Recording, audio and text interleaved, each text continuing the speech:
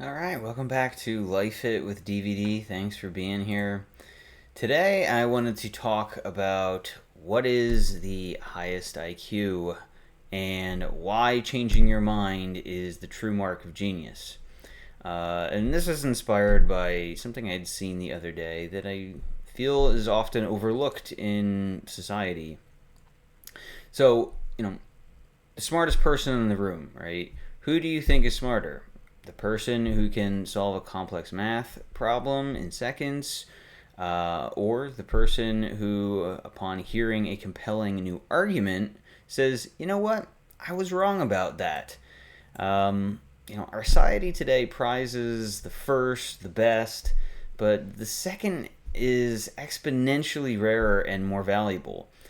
So we're looking at the case today that the ability to change your mind is the highest marker of true intelligence. So there's a problem with just being too smart. We confuse being quick with being right, and often that is misconstrued as being the best. There's this thing in society, at least Western society, where we feel like if we are the quickest to respond or to do something, that it means that we are the best. But we confuse being quick with being right, and being confident with being correct. And this is a very dangerous illusion. So there are limits to IQ. There's actually a variety of different types of IQ, which maybe I'll do in a different video. But IQ is a useful tool, but it's incomplete. So what IQ measures and what it doesn't. So IQ tests are an excellent at measuring certain cognitive abilities like logical reasoning, pattern recognition, and working memory. They are a decent predictor of academic performance because they hit on a lot of core academic different areas. But the critical flaws here is that it measures speed, not actual wisdom. That's applied wisdom. IQ tests on how fast you arrive at an answer, not necessarily the best or most ethical answer. It doesn't measure creativity or empathy or any sort of practical street smarts or adaptive awareness. It's a fixed mindset trap. So believing intelligence is a fixed number, a high IQ, that, oh, they tested for this at this time in their life and they were the highest IQ. Well, your IQ can change too. But this can also lead to a fragile ego that avoids challenges for the fear of failing them and proving that, oh no, maybe they're not as smart as everybody thought. So this is the antithesis to growth, and it ignores the domain dependent areas. A physics genius might have abysmal social or emotional intelligence, or EQ.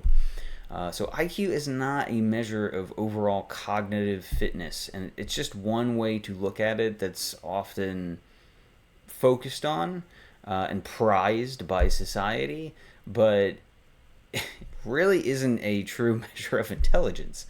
So let's look at the science of flexibility here and why CQ trumps IQ. So CQ is basically cognitive flexibility.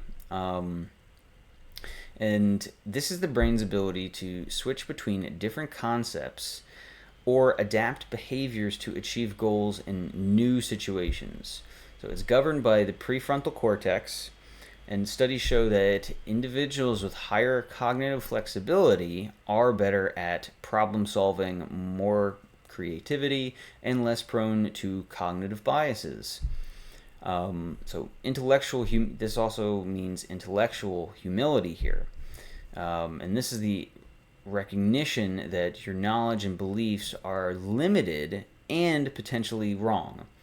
So there's also research to support this as well, where a 2020 study published in the Journal of Positive Psychology found that the intellectual humility is a key predictor of openness to personal growth and willingness to engage in diverse viewpoints, and it's correlated with better learning outcomes.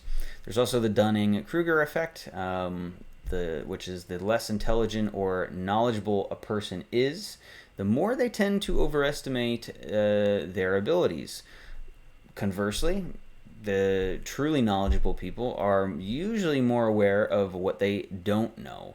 And the ability to say, I don't know, is a sign of strength. So, it's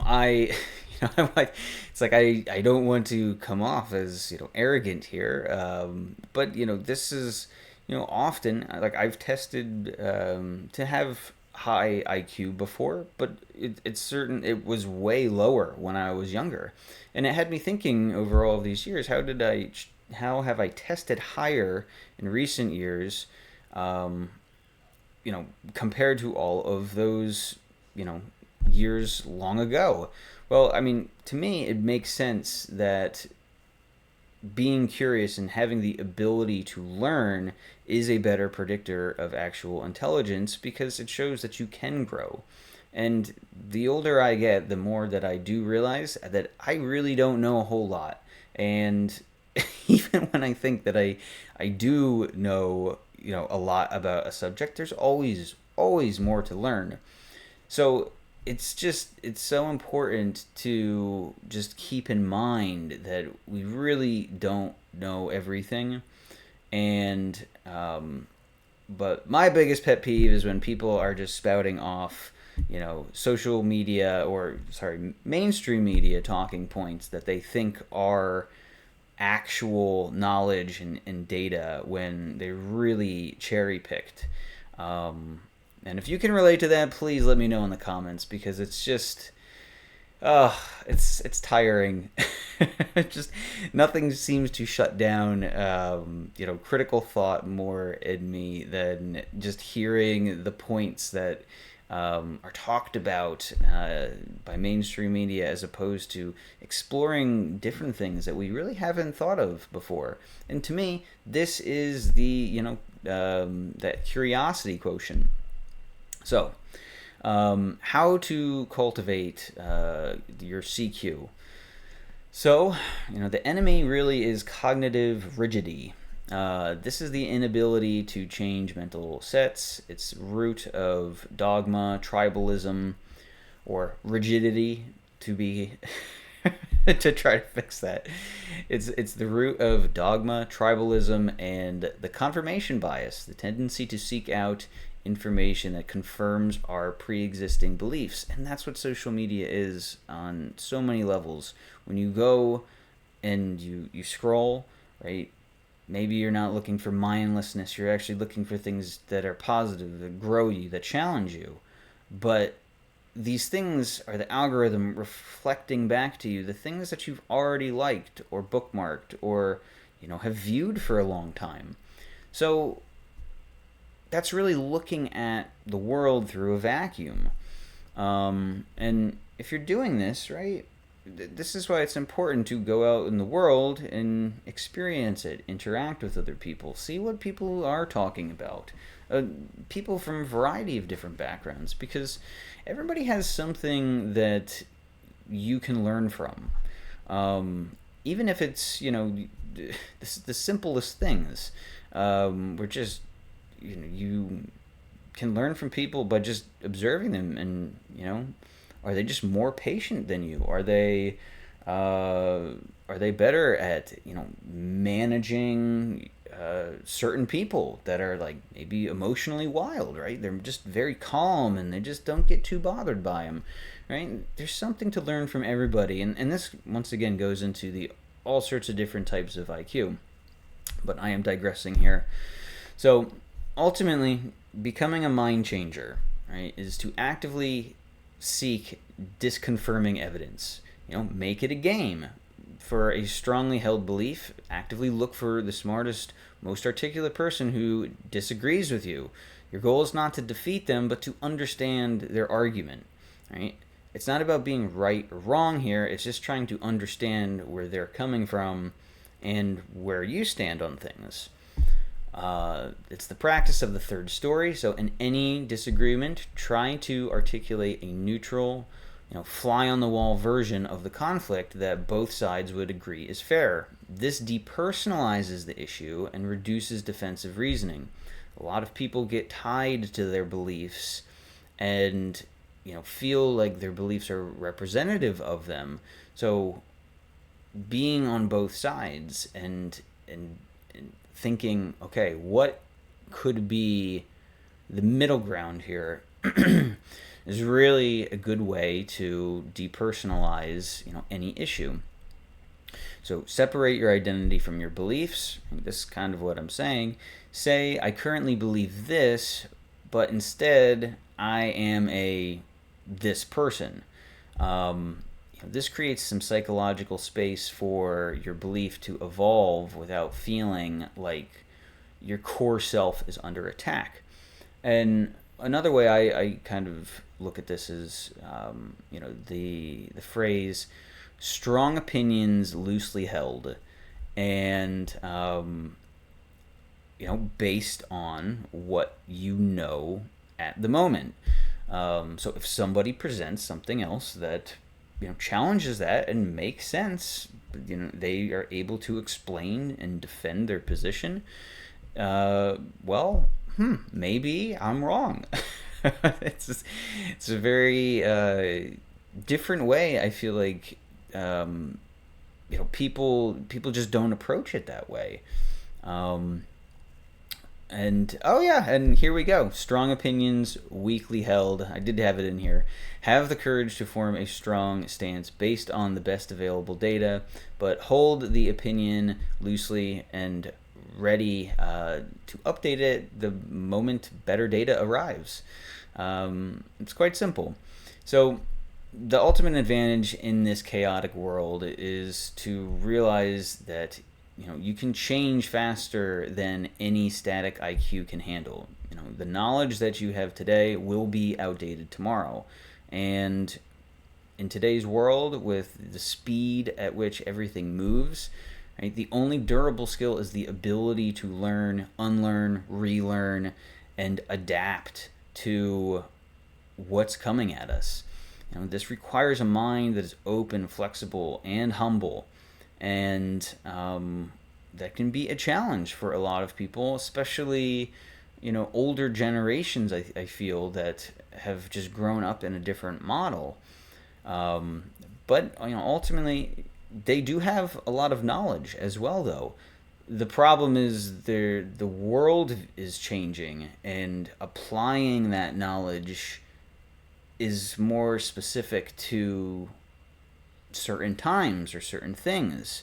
So there's just so much nuance that comes with all of this that it's just important to be open, to listen, and to have those strong opinions weakly held, and to realize that they're just niche on certain things too. So yes, is there a higher marker of intelligence? Some might argue for wisdom, the application of intelligence with experience and empathy and ethical considerations, but wisdom is impossible without the foundational ability to learn from experience, which requires changing your mind.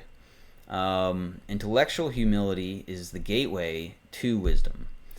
And I think the last thing here is, a high IQ might win you a debate, but a high curiosity quotient, so CQ, the courage to change your mind, will win you a lifetime of learning, better relationships, and more accurate understanding in a complex world that's searching for truth.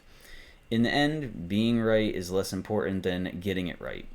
So, what is one belief that you've had over the last few years that you have since changed? I can think of a lot of them for me. And I can think of a lot of them for other people as well. So it'd be interesting to hear in the comments, where you've changed your mind recently, and some of the biggest shifts that have occurred for you and just your worldview and beliefs. I think it's important to talk about these things, and we don't enough. A lot of times people just want to talk about the weather and how they're feeling, and these are important things too, but at the same time there's way bigger things going on out in the world than we're ever being told. And hopefully we're exploring, we're seeing these things, and we're investigating them to determine what the truth is and what is valid, and really examining things with our critical thought. So I hope this topic helps you today. If you made it through this video, like and subscribe if you enjoyed it. That would mean a lot to me. And until next time, I'll be back with something similar. So thanks for watching. See ya.